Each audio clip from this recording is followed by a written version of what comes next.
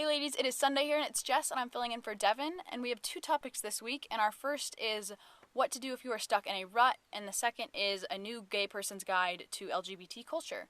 And I'm going to go ahead and take the second topic. And I think that the advice that I would give would depend on what stage of your life that you're in. So if you are still in school, high school, college, I would say that try to get involved in some sort of club. There's going to be a lot of different ones. In high school, mainly it's the Gay Straight Alliance, the GSA. But in college, they really diversify, and there's a lot of different clubs that you can join. In my school, we have a group called LBQ, which is Lesbian, Bisexual, Queer, and Questioning, and it's for all the lady lovers out there. And it was really important for me to join when I did. It got me in touch with a lot of the different people on campus, and it helped me find some like-minded people, and it was important for me in that way. But it was more of a support type group, which is what these like GSA, LBQ, gay men groups as well. They're more of like a support group type thing. There's also groups that are more about education and advocacy, that are about teaching people about what it means to be queer and all these different things about gender. So if you're interested in that, you can also get involved in that way.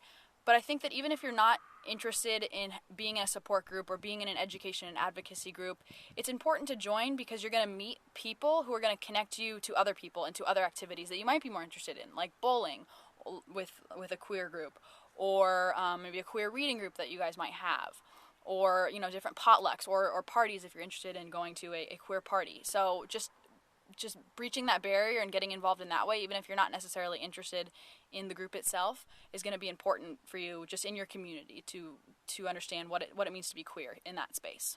I think it's also an interesting idea to think about taking some queer classes, and it doesn't necessarily have to be like queer theory, but just something that's about maybe it's feminism, maybe it's gender studies, maybe it's sexuality studies, but just somewhere in that realm, there's going to be a lot of like-minded people there, and it's also going to get you in touch with the more academic side of things. I studied actually the L word in one of my classes, and then I also, for a while, was really into lesbian pulp fiction, especially like Bebo Brinker and things like that.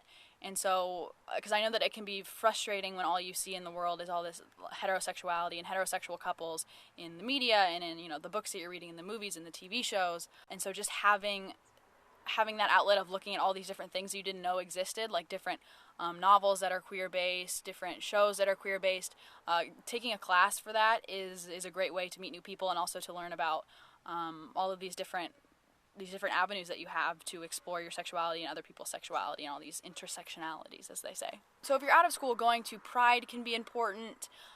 Going to gay bars could be important. Going to different meetups that they have.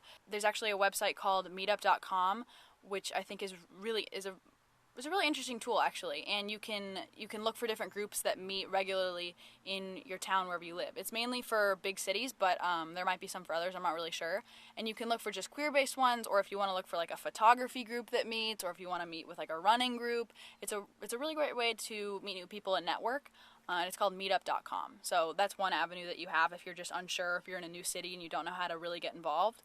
But like I said, there's Pride, there is, meetup.com, there's these gay bars, all of those things are different options that you have. Also, whether you're in school or you're in your town, there might be a sort of resource center or a place where people gather to just get information about what events are coming up. And so you could also look into that, just some sort of resource center that's going to have options for you to take. And there's also, of course, the online world. You have Tumblr, you have Facebook, and there's going to be a lot of different things on there about queer communities and what it means to be queer for you and all these different things. So you could also look into that.